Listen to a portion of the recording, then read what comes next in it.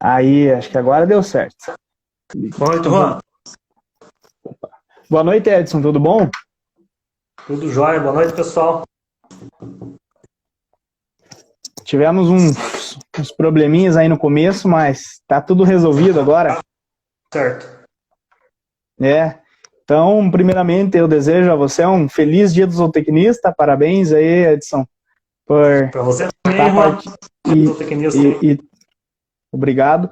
E agradeço também a todo mundo que está presente aí na live. Mando um abraço para todos os zootecnistas aí do Brasil e todas as pessoas envoltas na grande zootecnia, né? É isso aí. E hoje o tema da nossa live é cultura microbiológica no tratamento de mastites. É um tema que está em alta hoje no mercado, tem várias pessoas trabalhando já. Uma das empresas que trabalha com isso e exerce bastante à frente é a EcoSolutions, né? Que é uma empresa que é parceira da Concip. E nós, como consultoria, também estamos trabalhando com essas ferramentas que nós vamos conversar hoje e entender um pouquinho melhor. Como uma introdução a esse tema, antes da gente saber o que são essas culturas, entender a cultura microbiológica, nós temos que entender que os parâmetros que são identificados nelas, elas regem algumas ferramentas que vêm descritas na instrução normativa, né? Que isso quem coloca é o Ministério da Agricultura, né? Então não é nós que colocamos um parâmetro, mas sim o Ministério da Agricultura coloca aí uma média de 500 mil células somáticas por ml. Essa normativa é a IN 77, né? Ela vem sendo regida aí há vários anos, né? E ela vem sendo atualizada, mas entrou em vigor aí ano passado. E agora, caso os parâmetros não sejam seguidos, não sejam contemplados de forma adequada, podem acontecer algumas penalizações e até mesmo a exclusão da entrega do produtor, né? Então a gente tem que colocar isso de uma forma em que o produtor entenda que não é somente uma forma de penalizar, mas sim de aumentar, ter uma eficiência nos seus índices ou técnicos, uma melhoria na produção, ter uma melhor sanidade do rebanho, né? Porque o que é a CCS, né? Que o Ministério coloca de 500 mil. CCS é a contagem de células somáticas. O que são essas células? São células que regem o sistema imunológico do animal, né? Células de defesa do organismo. Então, se o animal está com uma inflamação na glândula mamária, ele vai ter uma liberação dessas células, né? Vão migrar essas células do sangue para o úbrio do animal, para a glândula mamária. Então, quanto maior for a inflamação, maior serão essas células somáticas.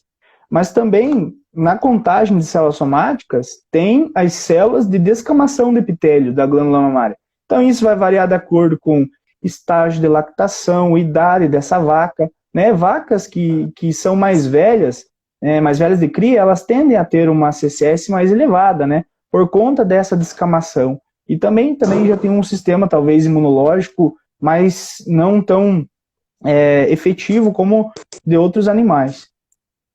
Então, vou passar a palavra para o Edson, né? Edson Maciel, dar uma continuidade aí no tema, se apresentar melhor, e a gente vai tendo essa discussão aí ao longo da live. Beleza, Juan?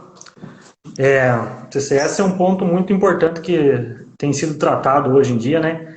E apresentar, eu sou Edson Souza Maciel, sou zootecnista aí, sou sócio administrador da EcoSolutions, que é uma empresa que veio trazer ferramentas para maximizar a produtividade leiteira, né? E hoje a gente trabalha com uma missão de fornecer ferramentas aí economicamente viáveis e práticas, né, através de plataformas de pacotes tecnológicos, né? E valorizamos aí o bem-estar animal e a redução de resíduos químicos, buscando uma pecuária ecologicamente sustentável, né? Vislumbrando o sucesso e a satisfação do produtor em fornecer um alimento de maior qualidade e saudável para o consumidor. E com essa missão, valor e visão da EcoSolutions, aí a Concipa fez essa parceria conosco, né?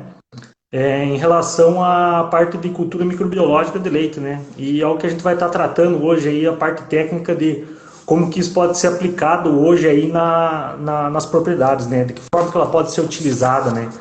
Então, como bem Sim. o Juan abordou, né, sobre a CCS, há um ano atrás, de maio para junho, começou a ser entrar em vigor as exigências das instruções normativas 76 e 77, né? E na instrução normativa 77 a gente contemplou aí essa média geométrica trimestral máxima de 500 mil unidades formadoras de contagem de células somáticas por ml. Então isso aí acabou exigindo um pouco mais do produtor e a gente, por isso que a gente está com essas ferramentas aí para estar auxiliando nisso aí, né?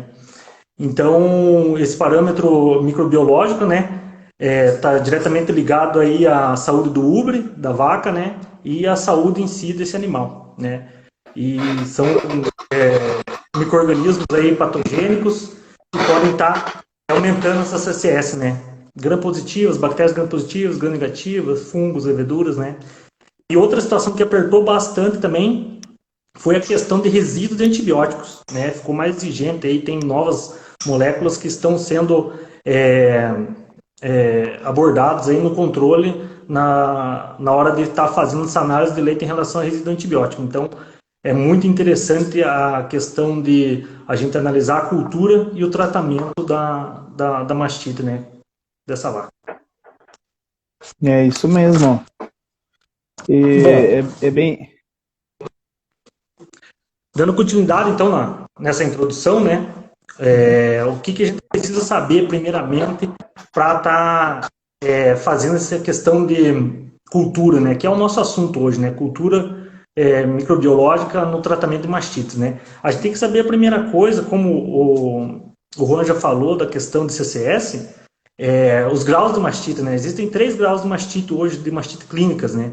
Que é a mastite grau 1, né, que seria um leite com grumo, né, que seria um grau leve, a mastite grau 2, que é o leite com grumo, e já alguma alteração na glândula mamária, que seria algum inchaço, vermelhidão, e a mastite grau 3, que já é os dois juntos aí, a parte com grumo, com um inchaço, vermelhidão do ubre, e uma vaca doente já, né, a vaca inapetente, que já está aí com febre, então já seria uma mastite clínica mais avançada, né. E vamos dizer assim, em relação à cultura, a gente pode ser aplicado na CCS alta, como o Juan vem abordando, e também no tratamento aí de mastites grau 1 e 2 também. Acho que a gente vai estar abordando mais para frente aí, né, Juan? Isso mesmo. É bem importante saber essa variação, né, dos graus de mastite, para você ter, para o produtor ter um controle e também o técnico saber qual medida tomar, né? Saber onde que ele pode interferir. E entrando nessa questão das culturas microbiológicas, Edson, a gente separou algumas perguntas, então eu vou fazer umas perguntas para você em relação ao tema, para a gente estar discutindo. E de começo, eu gostaria que você explicasse um pouco melhor o que é a cultura microbiológica, né? Bem, a cultura microbiológica, o que ela trata? Ela trata do isolamento e identificação do micro-organismo, né, em meio de culturas cromogênicos, que pode ser utilizado, por exemplo, laminocultivos, né, incubados, né, em estufa a 36 graus, com uma umidade de 70% a 80% por 24 horas, né, a partir de amostras de leite com mastite, coletadas de forma asséptica. Que esses meios de cultura seriam ágares, né? Esses ágares conhecidos aí como maconque, agar-sangue, esse tipo de material que é o meio de cultura para o crescimento da bactéria. Então a gente vai estar isolando e identificando esse tipo de patógeno que tem nessa amostra de leite com mastite, né? Essa definição ela se aplica exclusivamente aí no emprego de tratamento seletivo das mastites, né? Que é o que a gente precisa saber, né? Hoje o pessoal sabe muito como tratar a vaca, né? Deu grumo, a gente já vai entrar com antibiótico. Então a gente tem que também aprender a não tratar. Quais os casos que a gente não tem necessidade de estar usando antibiótico? Então isso é muito importante, né? Principalmente na questão de resíduo de antibióticos que a gente vem enfrentando, né? E também está direcionando também esse tratamento, porque hoje se a gente trabalhar aí com 50, nesse tratamento às cegas, que trataria todos os animais, em torno de 50% dos tratamentos são desperdiçados, né?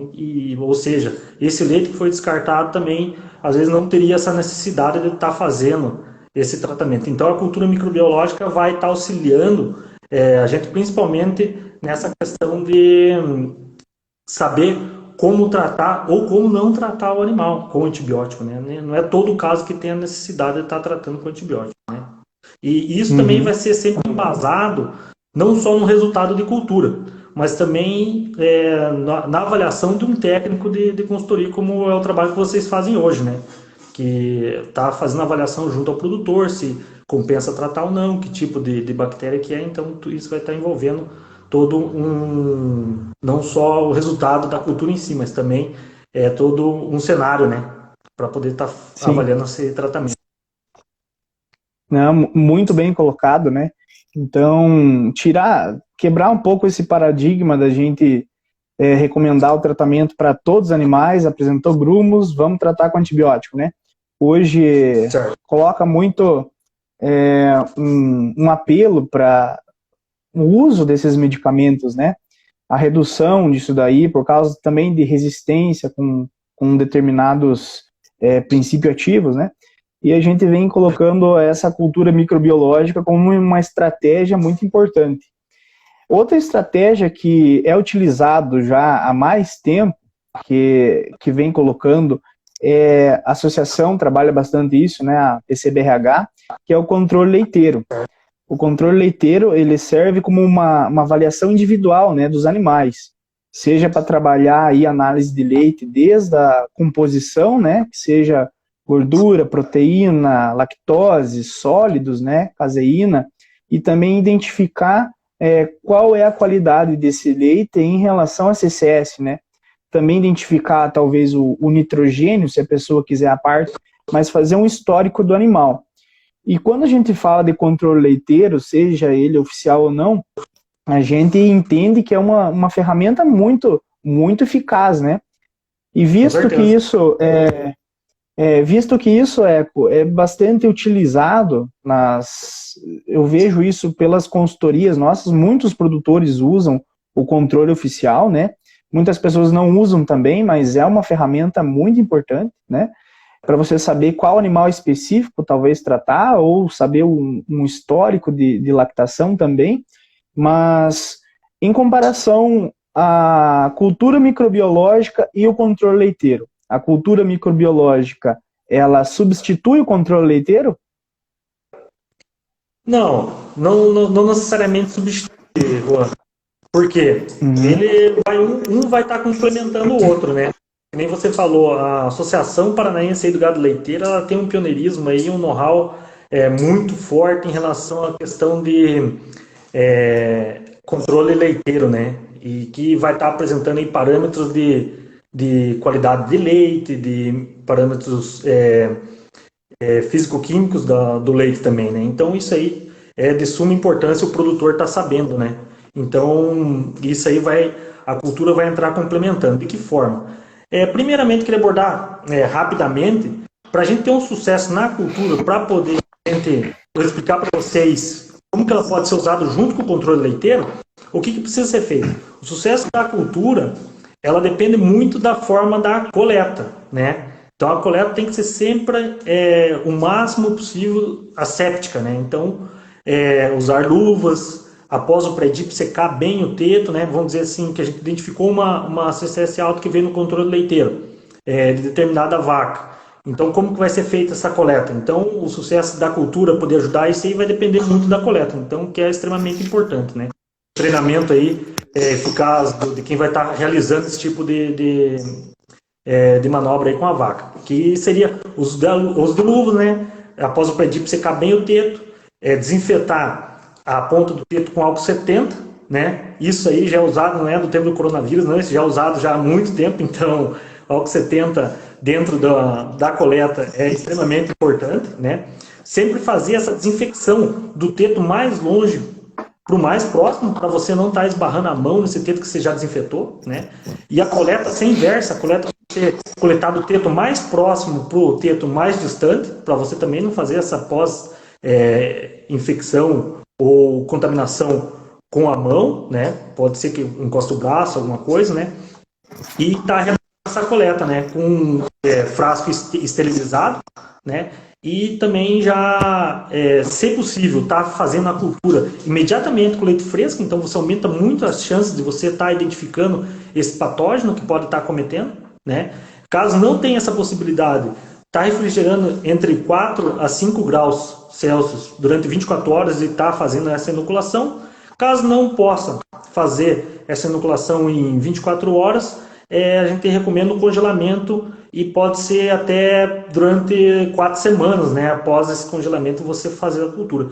Só que isso aí poderia estar acometendo a redução de eficácia na amostra de cultura, né? Podendo até surgir alguns falsos negativos, né? Então tem essa possibilidade também. Mas o ideal seria quanto antes estar fazendo essa cultura e o quanto antes estar identificando o patógeno para você estar tomando uma ação rápida nos casos de mastites clínicas, né? Mastites subclínicas, que seriam justamente o que você me perguntou. O controle leiteiro vai funcionar? Vai substituir? Ele vai ser vai ser um complementar. A gente identificando os animais com CCS alta, o que a gente vai fazer? A gente vai estar segregando esses animais, né? Por exemplo, para a gente estar coletando esse leite por último, né?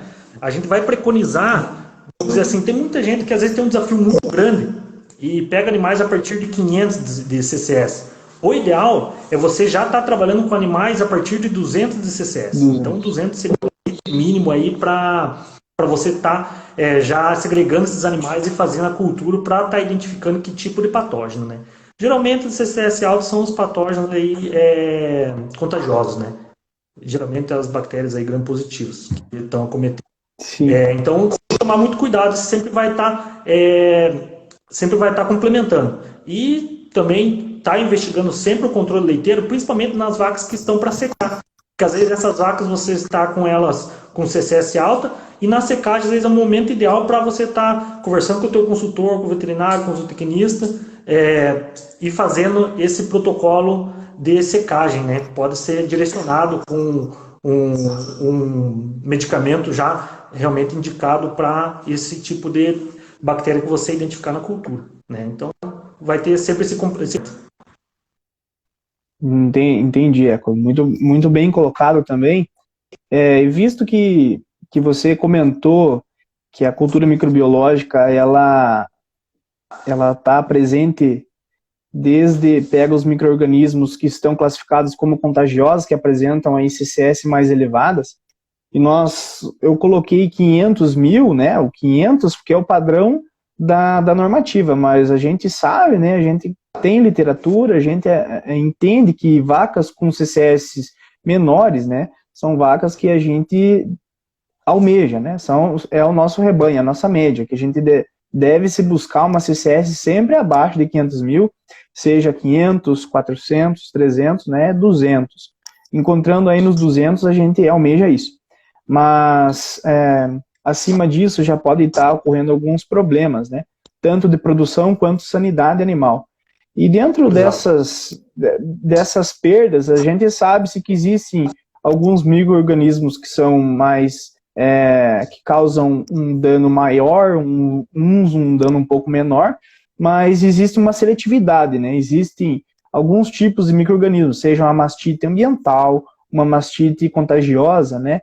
Então, existem outros tipos de micro-organismos que podem estar causando mastite, né? Seja levedura, fungos. Então, a gente pode colocar que a cultura microbiológica vai identificar todo esse espectro de micro-organismos ou somente bactérias, ou somente contagiosas, somente um grupo de bactérias? Quais são os micro-organismos que a cultura microbiológica envolve? Então, a gente sempre busca ser o mais seletivo possível, né? Como você bem falou, hoje as mastites elas são divididas em ambientais e contagiosas, né? As ambientais seriam justamente as mastites clínicas, né? Geralmente causadas por bactérias gram-negativas, né? especialmente a Escherichia coli, que é uma bactéria que está no meio ambiente ali da sala de ordenha, né? É um coliforme aí que está sempre presente, né, nesses casos de mastites ambientais, né? Principalmente, mas tem outros ambientais, que pode ser streptococcus ambientais, a gente tem a Klebsiella também, que pode ser identificada, né? E nos casos de contagiosa, o que vem a ser a contagiosa? É justamente a bactéria que está ali, ela está latente dentro do útero da vaca, né? Então, às vezes, com alguma queda de imunidade ou alguma alteração de manejo, elas podem estar aparecendo também, que seriam principalmente as gram-positivas, né? Que seriam os gêneros aí de Streptococcus agalactiae, principalmente, que tem uma alta incidência aí, aumenta muito a CCS, né? Só que ela tem uma taxa de cura muito alta também, então bem fácil de ser controlado. Então, quanto ser identificado um tipo de bactéria essa, que nem a Galactiae, a gente vai ter um controle de CCS legal e a gente vai poder cumprir aquele 500 mil lá máximo da instrução normativa, que nem, como você bem falou, né? E eu frisei o 200 mil, a gente fala em 200 mil porque abaixo dele a gente tem a produção ideal de leite, né? Então quer dizer que essas bactérias não estão afetando a produção de leite. Passou de 200 mil, a gente começa a perder em produção, né? E isso aí vai estar afetando justamente o financeiro do produtor, né? E outras bactérias gram-positivas, que são, nos casos contagiosos, a gente tem o Staphylococcus, Corynebacterium, e a gente também tem essas Staphylococcus aureus, coagulase negativa, e elas vão estar também sendo identificadas nos casos de mastites contagiosas, principalmente. E não seriam só apenas bactérias, né? A gente tem outros micro-organismos muito importantes, inclusive extremamente maléficos, né? Dentro de um rebanho, que seriam o caso aí das leveduras e algas como a prototeca, né? Então são casos aí gravíssimos que acontecem aí corriqueiramente em rebanhos de leite. Então a gente teria essas opções aí de estar identificando em apenas aí 24 horas rapidamente esse tipo de bactérias, né? Existem outras também que seriam mais específicas, como bactérias refratárias, que tem um pouco mais prolongado, né? Só que também tem uma menor incidência, mas também pode acontecer e também serem identificados aí por meio de cultura em laboratório. Beleza. É nítido colocar hoje aqui, como você mencionou anteriormente, do controle leiteiro, dessa ferramenta agora de seleção de bactérias, que seria a cultura microbiológica, que ela não substitui outras ferramentas já utilizadas, como você mencionou, o pré-dipping, né? Então, sempre fazer o teste da caneca do fundo preto, toda a ordenha, né? Realizar semanalmente ou criar um protocolo de identificação de mastite subclínica, fazer o controle com o teste da raquete. Então, esses procedimentos de manejo de rotina de ordenha, a gente não descarta. Então, a gente tá partindo do ponto em que a cultura microbiológica já está depois disso, né? Então, a gente não está substituindo nenhum a fazer da rotina de ordenha. A gente tem que colocar isso, porque às vezes você pode estar assistindo a live e entender, se eu fizer a cultura, então, eu deixo de fazer o pós-dipping, né? O Eco só comentou do pré. Então, não, a gente tem que colocar que a rotina de ordenha, ela é fundamental e ela é o princípio básico para se fazer uma cultura microbiológica, né? E como foi bem mencionado, que você falou das bactérias, a cultura microbiológica vai envolver, então, desde algas, que seria uma prototeca, né, que apresentam aí perdas drásticas na produção, visto que uma pecuária convencional de tratamento com mastite, a vaca apresentou sinal, taca antibiótico. Lembrando que o antibiótico ele é para pegar bactéria, né? Sendo que a prototeca ela não é uma bactéria, né? Então ela é uma alga. Então o antibiótico muitas vezes não pode estar fazendo o efeito, não pode estar curando essa mastite e você está gastando com antibiótico, você está descartando leite, você pode estar dando esse leite para bezerra, que muitos produtores fazem, né? O leite descarte destina para as bezerras, e isso daí está acarretando numa série de problemas, né? O uso excessivo, então, dessas moléculas, como você falou, e nessa seleção, né, que você vem falando, eu vou citar algumas bactérias que a gente vê, por exemplo, assim, que são as mais discutidas hoje em dia, que a gente mais encontra, que o pessoal conhece também, eu pergunto para você agora, Eco, como agir num tratamento, já que você identificou os tipos de mastite ambiental e contagiosa. Como seria um tratamento de uma mastite ambiental por Escherichia coli? Né? Qual seria a maneira certa de lidar com essa bactéria, depois de já identificada? Certo, Juan. Só pegando um gancho antes de falar sobre a E. coli, você falou justamente aí que não substitui mais de jeito nenhum, né? A cultura ela vai entrar justamente para achar esses pontos críticos da fazenda, né? Por exemplo, você citou, por exemplo, a levedura prototeca. Tivemos um surto de levedura prototeca que foi identificado na cultura. O que a gente vai fazer? Segregar os animais, descartar, ou até mesmo tomar uma atitude. Por exemplo, no caso da levedura prototeca, é muito interessante estar utilizando um pré e pós-dip à base de clorexidina e besalcônio, entendeu? Então, pode também estar dando essas dicas para você estar tomando medidas no manejo, não apenas no tratamento, entendeu? Você vai poder fazer linha de ordenha desses animais. O que seria a linha de ordenha? Tá? Colocando os animais que têm bactérias contagiosas ou levedura e prototeca sempre para o final da ordenha, né? Para estar, quem sabe, fazendo um tratamento ou estar realizando alguma forma de estar combatendo essa contaminação dentro do rebanho, e também estar utilizando na forma de direcionar o pré e pós-dipping, direcionar a parte de manejo desses animais. Então é muito importante isso aí que você falou, né? Então sempre está identificando a parte prática, né, do controle com o teste de caneca e relacionando a cultura também, né? Agora, respondendo a tua pergunta, você perguntou em relação à Escherichia coli, né? A Escherichia coli, como a gente já comentou, ela é uma bactéria gram-negativa muito responsável pelas mastites ambientais. Vamos dizer assim, em torno de 60% dos casos grau 1, como a gente já citou anteriormente na live, eles acabam sendo por Escherichia coli. Não digamos que é uma vantagem, mas no caso, quando a gente identifica por meio de cultura que é uma bactéria, uma E. coli, a vaca, são muitos estudos hoje trabalhados que a gente consultou, que em torno de 70% a 98% tem taxa de cura espontânea, ou seja, a vaca vai ter uma reação imune pelo organismo dela e ela vai estar se autocurando, né? Mesmo assim como a gente tem alguma gripe, alguma coisa, e acaba passando, a Escherichia coli tem uma alta taxa sobre isso. Então, se a gente identificar mastites grau 1 e 2 com Escherichia coli, a gente tem uma chance aí de não estar usando antibiótico, né? A gente vai entrar aí geralmente com uma hidratação, principalmente porque ela desidrata muito o animal, né? A mastite ambiental.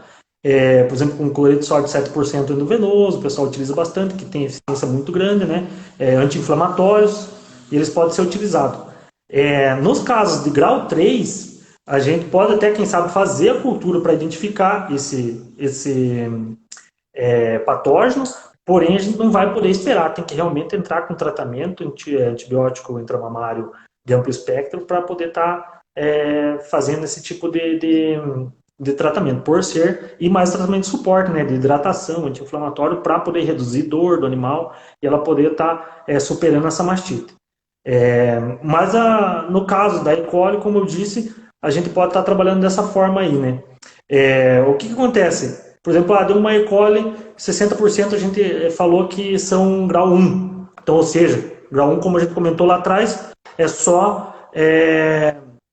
grau 1 seria só grumo. Então, o que a gente vai fazer? Vai estar descartando o leite dessa vaca ou desses quartos que tiveram esse grumo, né? Fazer esse tratamento de suporte, de hidratação, e ela a gente vai dar essa oportunidade dela estar se curando, né? Ou seja, não vai estar com antibiótico já direto nela, porque a gente já sabe que ela tem uma taxa de autocura muito alta, né? De 70% até 98%, conforme alguns trabalhos.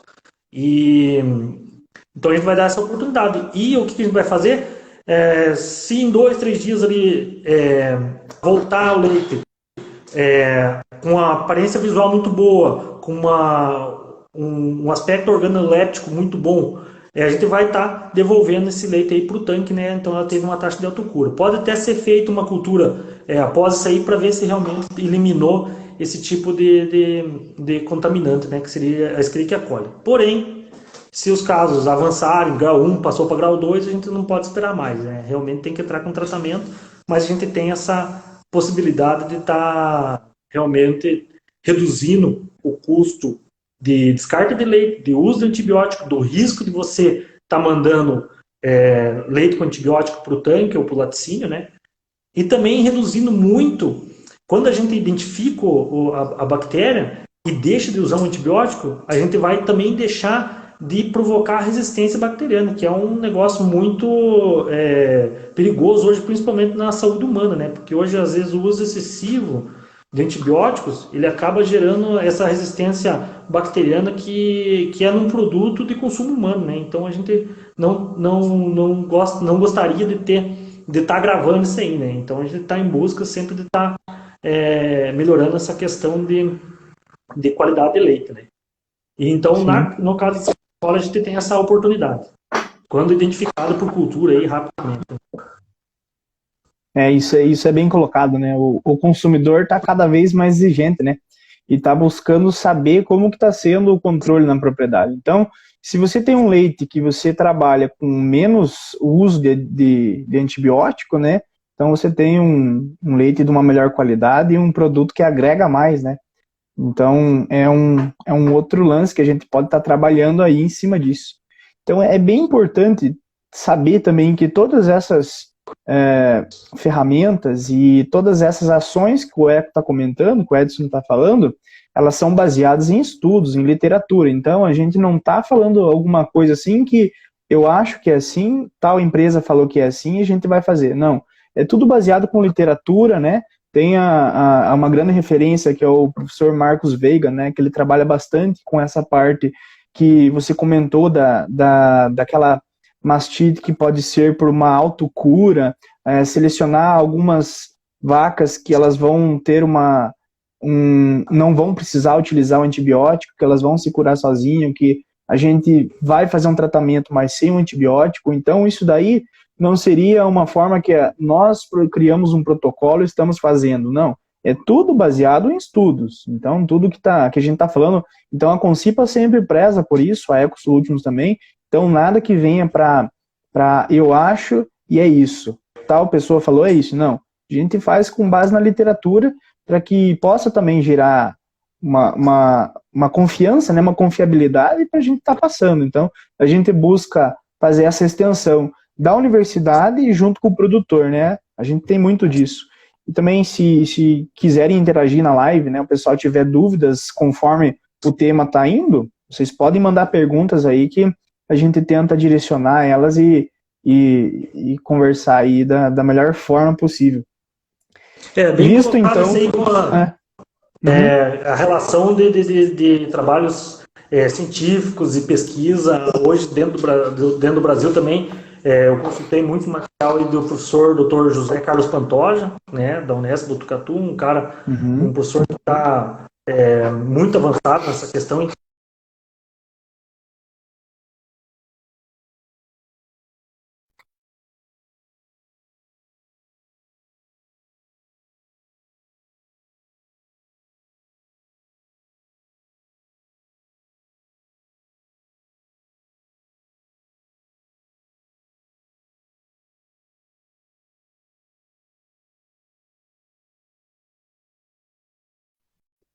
Deu uma... Voltou? Opa! Voltou. Beleza. Mas segue lá, Ron. Mas é isso mesmo. Então a gente vai dar sequência. Então a gente comentou que é bem importante isso. Então, baseado nos temas que a gente vem discorrendo, Edson, esses resultados, por exemplo, identifiquei que é a Escherichia coli, eu vou anotar isso, o que eu faço com isso, né? Então, a minha pergunta é a seguinte: com os dados que a gente tem, com o resultado da cultura microbiológica, ele vai servir só para identificar o patógeno, ou ele me leva a algum outro índice, ou ele tem uma outra avaliação que eu posso estar fazendo? Ele serve base de dados para outra coisa? Na verdade, a cultura ela vai ser um complemento de série de anotações que o produtor deve fazer, ou até o próprio consultor deve estar direcionando esse produtor a estar apontando, né? No controle zootécnico da sanidade desse rebanho, né? Vamos dizer assim, identificando a bactéria em si, a gente precisa ter um histórico desse animal, né? Quais que são esses históricos, né? Que cultura anterior ele teve, essa vaca teve, o que ela teve de cultura em lactações anteriores, número de casos de mastites, qual foi o grau da mastite, qual que é a CCS no controle leiteiro, que tratamento foi realizado quando essa vaca teve a mastite anterior, se ela teve essa mastite. Número de lactações vai influenciar muito também na tomada de decisão do tratamento, né? Idade da vaca, vamos dizer assim, a vaca com mais lactações, ela tem uma tendência menor de ter uma taxa de cura alta, né? Resposta do tratamento antibiótico-terapia. Então, tem que ser avaliado isso aí também, de acordo com o patógeno, se compensa tratar ou se tem que fazer um tratamento mais curto ou mais prolongado. Então, a cultura em si, ela tem que englobar um controle zootécnico da sanidade de cada animal, individual, né? Para a gente saber essa capacidade de cura do animal, né?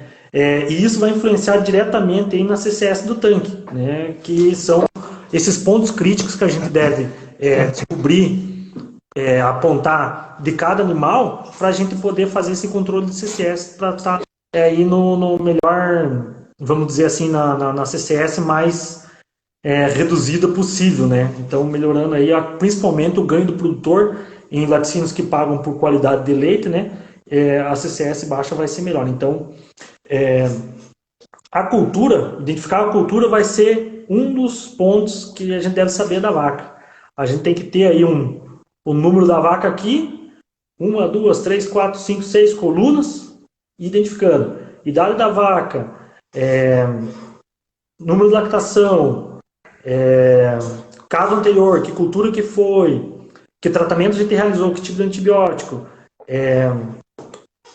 se ela teve alguma outra doença ou não. Então a gente vai saber do status imunitário dessa vaca, se compensa estar trabalhando com antibiótico ou não, ou se realmente às vezes tem que fazer um tratamento de suporte. Hoje os animais de alta produção, principalmente, ela tem um órgão que é muito exigido, que é o fígado, né? E às vezes a gente tendo um fígado um pouco debilitado, a resposta a antibióticos que tem que ser processado por esse fígado, às vezes ela é comprometida. Então a gente às vezes tem que fazer um tratamento de suporte de antitóxico, alguma coisa que vá melhorar a condição do fígado, né? Então isso também é muito importante, tá? Avaliando esse tipo de situação, né? Então a gente deve criar dentro da propriedade, quem quer reduzir CCS e manter um controle bem feito, esse controle zootécnico da sanidade do animal, né? Que a cultura vai ser também muito importante dentro disso aí, né? Para a gente estar tomando essa decisão em relação a que tratamento tomar. Sim. Então, a base da cultura microbiológica, ela vai ser, né, o princípio para um monte de índices, né? Futuros, próximos relatórios, né? Então, nós como consultores, a gente é uma ferramenta muito importante, né? Para a gente estar fazendo comparações, entregando alguns relatórios a mais para o produtor, falando, mostrando resultados, né? E muitas vezes a gente faz uma consultoria e o produtor não enxerga o resultado, né? A gente tem milhões de dados, milhões de contas, mas a gente não, muitas vezes o produtor não enxerga. Então, tendo essa cultura microbiológica e a anotação desses dados, é um a mais na consultoria, né? É um a mais para o produtor, para ele enxergar o quanto que ele está melhorando. Porque muitas vezes o produtor quer aumentar o meu leite e ganhar mais no preço. É isso que eu quero. Mas não é bem isso que a gente tem que enxergar hoje em dia, né? A gente tem que ver que essa pecuária ficou lá para trás. A gente não briga mais pelo preço. A gente tem que brigar por qualidade, a gente tem que brigar por sanidade e por questões de melhoria do rebanho, que consequentemente vai aumentar o meu leite, a minha renda, né? Então é isso que a gente busca. Isso que a gente tem a consultoria, né? Então a consultoria ela está muito a par para o produtor melhorar a qualidade desse leite e melhorar a produção, não o preço. O preço, É, ele é trabalhar muito aí da importante. porteira para dentro. É, isso, é, Exatamente. isso, isso mesmo. E visto que tudo isso vem sendo colocado, também um outro ponto que eu vou apontar agora é o seguinte: não adianta eu fazer cultura, não adianta eu fazer todos os procedimentos, tratar a vaca, tem vaca que eu vou selecionar que eu não vou tratar, mas se você tem um equipamento desregulado, se você não troca a teteira, então você tem que ter um conjunto de mecanismos, um conjunto de ações que vão estar refletindo. Ah, eu não troco minha teteira a cada 2.500 ordenha ou a cada 6 meses. Tem que pensar que a teteira é a única parte de todo um sistema que encosta na vaca, né? De todo um equipamento. Então, ele é muito importante também na sanidade e na qualidade desse leite. Então, vai interferir positivamente ou negativamente. Eu não vou regular a minha ordenhadeira, meus níveis de vácuo, mas se tiver um nível muito elevado, muito KPA na ponta do teto, o que acontece? O animal vai sentir dor, vai aumentar a CCS, vai ter mais problemas com mastite.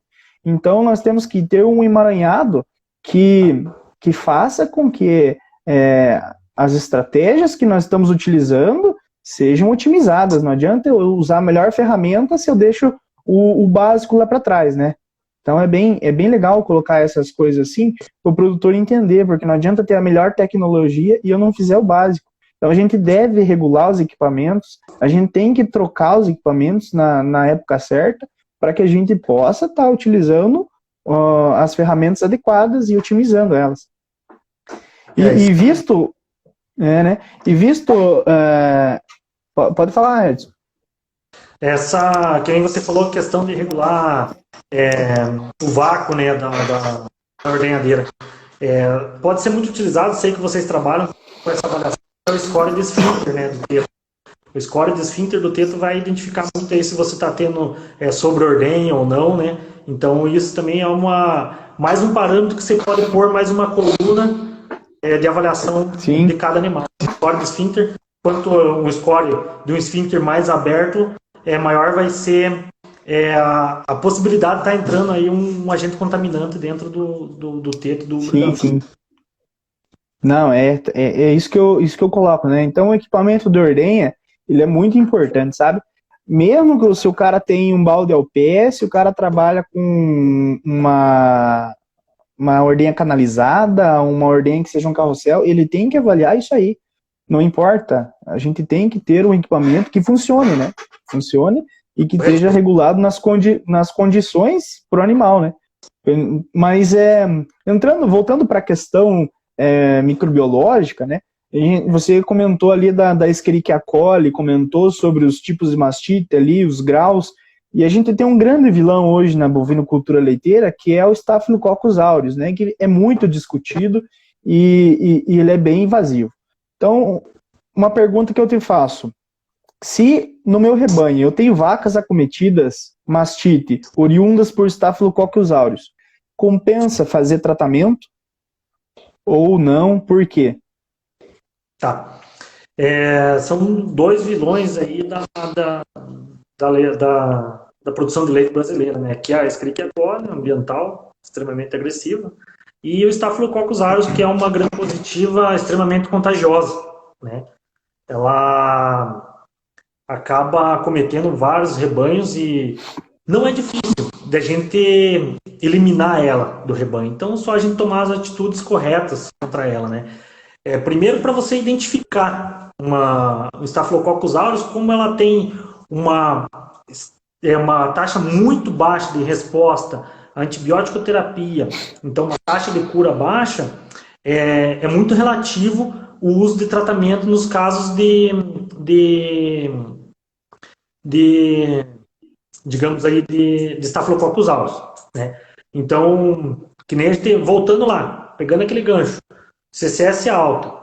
Se a gente não fizer uma cultura, identificar, vai que essa vaca de CCS alta é um Staphylococcus aureus, a gente vai puxar aquele controle zootécnico dela, de sanidade, ver o histórico dela e fazer um tratamento sem fazer esse tipo de análise, a gente vai estar jogando dinheiro fora, vai estar podendo aumentar a resistência bacteriana e também vai poder estar descartando leite à toa. Então, às vezes, não tem essa necessidade tanto de fazer esse tratamento de Staphylococcus aureus. Tá voltando lá, para identificar ele. Como essa taxa de cura dele é muito baixa, por quê? Porque ele tem uma capacidade de encapsular dentro dos alvéolos do úbrio da vaca e ele acaba dificultando a chegada do antibiótico até na bactéria. Então, por isso que ela tem uma taxa de cura muito baixa. Então, às vezes, não tem que avaliar de caso a caso se tem a possibilidade de estar fazendo o tratamento durante a lactação. Na maioria dos casos, não compensa, né? E na identificação, geralmente, para pegar o aureus, como às vezes ele está encapsulado e tem essa variação em controle leiteiro, esses oficial da associação da PCA-BRH, ele sobe e desce, sobe e desce. Pode ser um caso de aureus. Então, às vezes, o ideal que era fazer 3 culturas. Uma vez por semana. E quanto o leite mais fresco, maior a possibilidade de a gente confirmar se é áureo. Então, uma semana faz 1, 2, 3. Confirmamos que é um aureus. Ou vocês também têm a possibilidade de fazer aquele teste rápido, né, o staff test, para poder fazer essa identificação já logo na primeira cultura que você identificou que é o aureus, né? Porque ele tem essa possibilidade aí de a gente, por exemplo, fazer uma cultura dar positivo para aureus e uma próxima dar negativo. Ou a primeira dar negativo, você achar que não tem aureus, né? Então, por isso que a gente tem que estar sempre um pouco mais atento para a questão de identificar a questão do Staphylococcus aureus, que ele é um grande vilão na questão da CCS, né? E para poder analisar essa vaca, a gente tem em torno de 6 pontos, né? Que a gente pesquisou dentro da literatura atual aí. Primeiro seria a idade da vaca, né? O número de lactações, porque quanto mais velha a vaca, menor a taxa de cura. Por quê? Porque já uma vaca mais experiente, ela tem um útero muito maior, então é muito difícil da bactéria, do antibiótico estar chegando nessa bactéria. Então, às vezes, a gente mata um tanto de bactéria, mas fica um pouco no útero, então vai ser um reincidente, né? Então, isso também, comparando com novilhas, vamos dizer que nós identificamos novilha, aureus numa novilha. Ela vai ter uma taxa de cura muito maior do que uma vaca. Entendeu? Então, às vezes, uma novilha compensa, tá? Uma novilha, que eu digo uma vaca, uma primípara, né? Uma vaca de primeira lactação. Ela vai ter uma taxa de cura muito mais alta do que uma vaca de 3 lactações, né? Certo? Segundo, contagem de célula somática. Geralmente, quando a célula somática está acima de 1 milhão, pensa tratar aureus. O certo é esperar ela, vamos dizer assim, ter uma redução nessa CCS, para você pensar num tratamento. E, geralmente esses tratamentos têm que ser mais prolongados e dificilmente a gente vai poder fazer durante a lactação, mas trabalhar aí na parte de secagem da vaca para estar tentando combater essas questões do aureus, né? Uma longa duração da inflamação. Um estudo, por exemplo, que foi feito, se a gente identifica, a partir do momento da infecção por aureus, de 2 semanas, a gente fazer um tratamento e em relação a 4 semanas dessa identificação do aureus, você vai ter o dobro da taxa de cura. Ou seja, se com 2 semanas você trata, teve a infecção no dia 0, passou 14 dias, você identificou que teve aureus e tratou. Você vai ter o dobro de capacidade de taxa de cura do que identificar essa vaca com 4 semanas, né? Então, isso aí também seria um parâmetro para você estar avaliando ou não a capacidade de taxa de cura desse animal. Por isso que a gente tem que ter aquele controle zootécnico sanitário de cada vaca, né, por animal. A CBT alta também é outro fator que tem a predisponibilidade de ter uma taxa de cura muito baixa, né?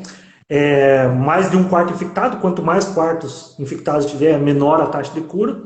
E também a questão de quarto traseiro, porque o quarto traseiro tem um volume muito maior, né? Então, justamente o antibiótico não vai poder, vai ter uma taxa de ação menor no quarto traseiro que no quarto dianteiro, né? Tem essa questão